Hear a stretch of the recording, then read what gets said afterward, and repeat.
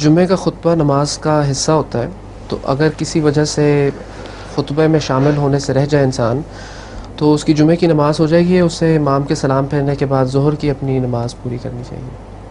अगर नमाज में शामिल हो जाए जुमे की, अगर नमाज में शामिल हो जाए लेकिन खुतबा रह वो जाए। जो आप इसको कहते हैं क़ियास माल फारिक, एक बात सुनी हुई है, एक ज़ौक़ी नुक्ता या शरही नुक्ता जो शरह से ताल्लुक़ रखता है और उसको आगे एक्सटेंड करके असल के ऊपर उससे हमला कर देना। नमाज का हिस्सा है, हरगिज़ ये मतलब नहीं कि नमाज का एक ऐसा जुज़ है जिसके बगैर नमाज मुमकिन नहीं है। ये हिस्सा है इबादत का इन मानों में कि जुमे की इबादत का हिस्सा है।